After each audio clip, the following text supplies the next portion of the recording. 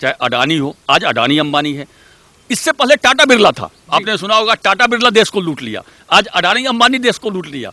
एक तरफ बाबा रामदेव जैसा देसी आदमी हजारों करोड़ की कंपनी बना करके हजारों लोगों को रोजगार दे रहा है, देश को आत्मनिर्भर बना रहा है। उन्हें बाबा रामदेव से भी दिक्कत है। हमें इन बड़े बड़े औद्योगिक घरानों पे गर्व है। क्या हम सॉफ्टवेयर जो कंपनियां फेसबुक पर गर्व करें, हम गूगल पे गर्व करें, हम माइक्रोमैक्स पर गर्व करें, हम अपने देसी कंपनी पर गर्व करेंगे। देखा होगा बंगलौर में एप्पल की जो फैक्ट्री खुली है उस पर हमला करवाया था चीन से मिलकर इन लोगों ने, जिससे कि चाइना से फैक्ट्री भारत में नहीं आए। तो ये बहुत बड़ा अंतर्राष्ट्रीय षड्यंत्र है जिसके शिकार हमारे कुछ भोले भाले लोग हो रहे हैं और कुछ लोग जानबूझ के पैसा लेकर के इस तरह का काम करते हैं जो अब देश की जनता देख रही है। ममता दीदी का तो अब स्पष्ट हो गया है। भवानीपुर छोड़ करके ममता जी भागी है। भवानीपुर में 7 विधानसभा क्षेत्र था पूरे लोकसभा में, जिसमें 6 में 2019 में बीजेपी की जीत हुई थी। इस डर से ममता बनर्जी जी नंदीग्राम भागी है। लेकिन मैं आपको बता दूं नंदीग्राम क्या है, कुछ लोगों को नहीं पता होगा नंदीग्राम का इतिहास। भारत में एकमात्र जगह नंदीग्राम है जिसे 2 बार स्वतंत्रता मिली थी अंग्रेजों से। एक बार तो 1947 में मिली थी, एक बार 1919 में अंग्रेज ने लिखित में नंदीग्राम को स्वतंत्र किया था। तो एकमात्र स्थान है नंदीग्राम भारतवर्ष में जिसे 2 बार 1947 तक स्वतंत्रता मिल चुकी है अंग्रेज से। और आजादी के बाद पहले वामपंथियों का गढ़ हुआ करता था। तो ममता दीदी ने वहां पर अपना कैंडिडेट कर करके नंदीग्राम में आंदोलन कर करके वामपंथियों से स्वतंत्रता दिलाई थी नंदीग्राम को। अब इस बार टीएमसी से स्वतंत्रता दिलाएगी बीजेपी नंदीग्राम को। तो नंदीग्राम का ये इतिहास बनेगा कि आजादी से पहले भी 2 बार स्वतंत्र हुआ है, आजादी के बाद भी 2 बार स्वतंत्र होगा। और ममता दीदी नंदीग्राम से इस बार 50,000 वोट से हारेगी। यह तथाकथित किसान नेता कितना भी जोर लगा ले, इनके जोर लगाने से कोई फर्क पड़ने वाला नहीं है। और इस चुनाव के बाद यह आंदोलन अपने आप स्वतः समाप्त हो जाएगा, क्योंकि यह चुनाव 5 राज्यों का इन लोगों की पोल पट्टी खोलने के लिए काफी है। इस तरीके से देखते हैं आप, अभी भी राकेश शिकायत कह रहे हैं कि ये जो आंदोलन चल रहा है ये जारी रहेगा जब तक कानून वापस नहीं हो जाते, तब तक हम पीछे नहीं हटेंगे। देखिए, यह आंदोलन बिना बात का आंदोलन है। पहले भी मैं कहता था। अभी आपने हरियाणा के एक मंच पे देखा होगा, एक बेटी, एक बालिका, एक लड़की ने राकेश टिकैत जी से प्रश्न पूछा था, उससे माइक छीन लिया गया था। ये लोग एक तरफ कहते हैं कि बोलने की आज़ादी नहीं है, इन लोगों से कोई प्रश्न पूछता है उसका माइक छीन लेते हैं। इन लोगों को कैसा आज़ादी चाहिए ये इससे स्पष्ट होता है। नंबर 1। नंबर 2, ये लोग बोल रहे हैं जिस राज्य में चुनाव होता है उसमें हम जाएंगे, और आगे भी बोलते हैं कि बीजेपी को हराएंगे। इनका ये राजनीतिक एजेंडा है। लेकिन आज ब्रिगेड मैदान कलकत्ता में 10 लाख लोगों की भीड़ को देख करके इन नेताओं के माथे पे पसीने आ गए होंगे।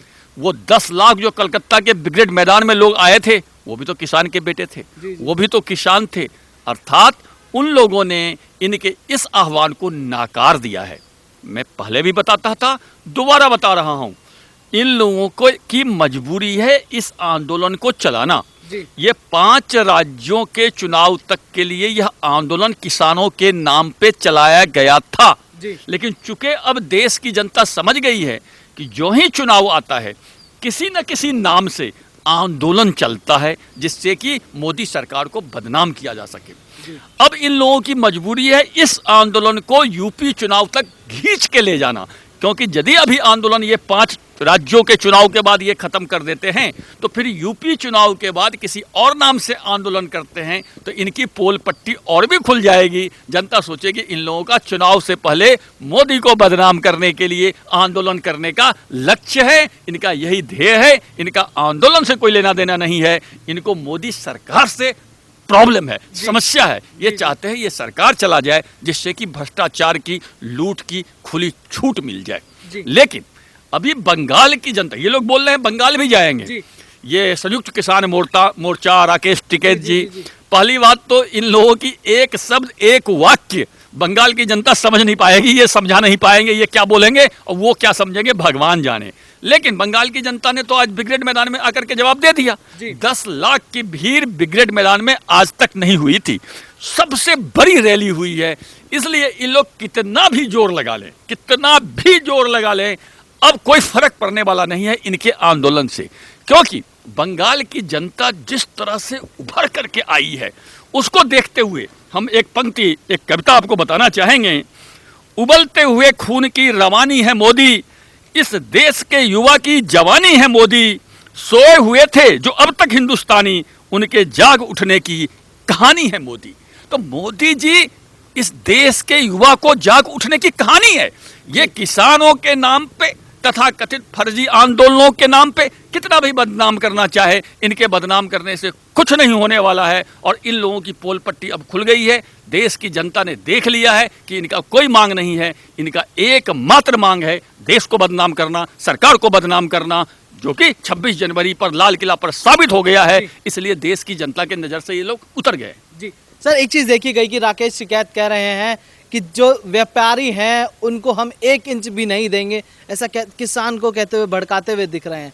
आखिरकार देश के व्यापारियों से इनको दिक्कत क्या हो रही है? अडानी अंबानी से क्यों दिक्कत हो रही है इन लोगों को? अडानी अंबानी का बार बार नाम लिया जा रहा है। मान लिया एक बार को अडानी अंबानी चोर होंगे, तो क्या वाड्रा जी चोर नहीं है क्या, जिन्होंने किसानों की जमीनें हड़पी हैं? उन पर कोई बात नहीं करता है, चाहे वो राकेश टिकैत हो, चाहे वो नरेश टिकैत हो, चाहे कोई भी किसान नेता हो। देखिए, इन लोगों के भारत के हर उस व्यक्ति से दिक्कत है जो देशभक्त है, जो देश के साथ खड़ा है, देश को आगे बढ़ाने में योगदान देता है। चाहे अडानी हो, आज अडानी अंबानी है, इससे पहले टाटा बिरला था, आपने सुना होगा, टाटा बिरला देश को लूट लिया, आज अडानी अंबानी देश को लूट लिया।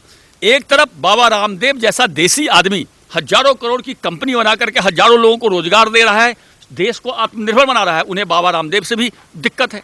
हमें अडानी पर गर्व है, हमें अंबानी पे गर्व है, हमें टाटा और बिरला पर गर्व है, और हमें बाबा रामदेव पे भी गर्व है। और मैं चाहता हूं ऐसे ऐसे 200 आदमी भारत में हो, 200 उद्योगपति हो जिन पर हम गर्व कर सकें और भारत आत्मनिर्भर बन सके। लेकिन ये लोग किसी भी विदेशी कंपनी को गाली नहीं देंगे, किसी भी विदेशी कंपनी को बहिष्कार का आंदोलन नहीं करेंगे, ये देसी कंपनी का बहिष्कार का आंदोलन करेंगे। यह एक अंतर्राष्ट्रीय षड्यंत्र है कि भारत जो आत्मनिर्भरता की तरफ अग्रसर हो रहा है, उसे वहीं के लोगों से उनके विरुद्ध आंदोलन करा करके उनको नेस्ताबुंद कर दिया जाए, जिससे भारत पीछे चला जाए, भारत दुनिया पर डिपेंड रहे, दूसरे देश से माल मंगाए, दूसरे देश में फैक्ट्री चले और भारत में खपत हो। यह षड्यंत्र है। आपने सर एक चीज़ और देखी गई कि राकेश टिकैत ने कहा है कि अब जब बंगाल इलेक्शन है तो वो बंगाल इलेक्शन, मतलब जिस दिन तारीख है, पहला इलेक्शन है जब वोटिंग पहली बार करेगी, उससे कुछ दिन पहले वो वहाँ पर पहुँचेंगे। तो इसको किस तरीके से देखते हैं आप? जब शुरू में तो कह रहे थे हम राजनीति करने नहीं आए, तो अब कहाँ राजनीति करने जा रहे हैं वहाँ पे? देखिए, पहले कहा जाता था कि सारी जोड़ियाँ स्वर्ग में बनती है जी। अब भारत में यह साबित हो गया है कि कुछ जोड़ियाँ मोदी के डर से भी बनती है। अब मोदी का खौफ इतना आ गया है इन लोगों में कि अब सारे गीद और शेर एक घाट पे पानी पीने को मजबूर हो गए हैं। आप कभी कल्पना कर सकते थे? बंगाल में ममता भी चुनाव लड़ रही है, कांग्रेस और वामपंथी गठबंधन भी चुनाव लड़ रहा है। कांग्रेस के कार्यकर्ता को भी टीएमसी के कार्यकर्ता मार रहे हैं, लेकिन कांग्रेस की हिम्मत नहीं हो रही है कि ये बोले कि मेरा कार्यकर्ता मारा जा रहा है वहां पे। मतलब ये स्थिति हो गई है मोदी के खौफ के कारण कि ममता का विरोध कांग्रेस और वामपंथी वहां कर नहीं पा रहे हैं, जबकि उसी के विरुद्ध में चुनाव लड़ रहे हैं। अब कल्पना कीजिए, जिसके विरुद्ध में आप चुनाव लड़ रहे हैं, ममता के विरुद्ध में वामपंथी और कांग्रेस गठबंधन चुनाव लड़ रहा है, लेकिन इतना खौफ है कि उसका विरोध नहीं कर रहे हैं। भाई चुनाव क्यों लड़ रहे हो तुम? जी सर, एक चीज़ और है कि जो किसान आंदोलन ये चला है, इसको 100 दिन पूरे हो चुके हैं, और इन 100 दिनों में कहा जा रहा है कि 308 करोड़ रुपए खर्च हुए हैं ये किसान आंदोलन पर। तो इसको किस तरीके से देखते हैं? ये जो लोग कह रहे थे कि नहीं बाहर से फंडिंग नहीं आ रही, आखिर 308 करोड़ आए कहाँ से? बाहर से फंडिंग नहीं आ रही है, इसको कोई सवाल ही नहीं है। कोई भी भारत में आंदोलन जब शुरू होता है, इतने सैर सपाटे, इतने एसी और कूलर से आंदोलन भारत के आदमी करते ही नहीं है। और शाहीन बाग के बाद आंदोलन का भारत में रूपरेखा भी बदल गया है। पहले लोग आंदोलन करते थे, तो आप यदि चाहें तो उस आंदोलन में जाके बैठ सकते हैं, हम चाहें तो बैठ सकते हैं, देश की जनता कोई भी बैठ सकती है। और आंदोलनकारी जो आंदोलन करते थे वो लोगों को बुलाते थे, आओ बैठो बैठो बैठो। शाहीन बाग के बाद आप देखिएगा, यदि आप आंदोलन में शामिल होने जाते हैं तो आपसे परिचय पत्र मांगेगा, आईडी कार्ड मांगेगा, कहाँ से आए, किसने भेजा। मतलब गजब तरह का आंदोलन है भाई। किसान का आंदोलन है तो देश का कोई भी जनता जा सकता है उसमें आंदोलन में जिंदाबाद करे, नहीं, हमारे गुट का आदमी ही आंदोलन करेगा, ये संदेह पैदा करता है। जो ही किसी आंदोलन में यह बात हो जाए कि फलाना आएगा फलाना नहीं आएगा, समझिए इस आंदोलन में दाल में कुछ काला है। और शाहीन बाग और किसान आंदोलन में यही समानता है कि दोनों में के दाल में काला है कि फलाना बैठेगा फलाना नहीं बैठेगा, ये शामिल हो सकता है ये शामिल नहीं हो सकता है। तुम कहां से आए, तुम्हें किसने भेजा, भाई कोई जासूसी हो रही है क्या, कोई देश के विरुद्ध षड्यंत्र हो रही है क्या, सब देशवासी है सब बैठेंगे, नहीं। तो इसलिए विदेशी फंडिंग तो इसमें साफ जग जाहिर है और सरकार जांच भी कर रही है, विदेशी फंडिंग रोकी भी गई है और सबको नोटिस भी, ईडी का तो नोटिस गया है लोगों के पास। अभी सरकार थोड़ी कम स्पीड से काम कर रही है, अब ये 5 राज्यों का चुनाव हो जाने दीजिए, फिर ईडी का नोटिस इन लोगों का एक एक करके जाएगा और सबकी पोल पट्टी खुलेगी कहाँ से विदेशी फंडिंग आई है, कनाडा से कितना पैसा है। कनाडा का तो एक MP आया था, कनाडा का पार्लियामेंट का मेंबर आया था सिंगू बॉर्डर पर बैठने के लिए, तो ये साबित हो चुका है इन लोगों का। तो इन लोगों का पोल पट्टी खुल गया है, कहाँ से फंडिंग हो रही है भारत सरकार को सब पता है। ये 5 राज्यों के चुनाव से निपटने दीजिए, इन लोगों की फंडिंग की बात भी सामने आ जाएगी, फिर इन लोग चेहरा दिखाने के लायक नहीं रहेंगे। जी, जैसा कि सर आपने कहा कि पहचान पत्र ले रहे हैं लोगों का वहाँ पर जाने से पहले, तो कहीं इसीलिए तो उस लड़की के हाथ से माइक नहीं छीन लिया गया जिसने विरोध किया, जिसने कुछ तीखे सवाल पूछे, तो इसीलिए तो माइक नहीं छीन लिया गया और उसके बाद उसकी जाति भी पूछी गई, उसका नाम भी पूछा गया।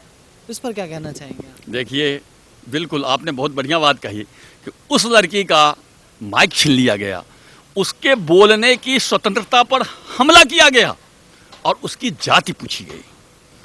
जाति जाति रटते, जाति कौन पूछता है, जाति जाति रटते रहते जिनकी पूजी केवल पाखंड, मैं क्या जानूं जाति जाति है मेरे ये भुजदंड, पाते हैं सम्मान तपोबल से भूतर पर सूर, जाति जाति का शोर मचाते केवल कायर और क्रूर।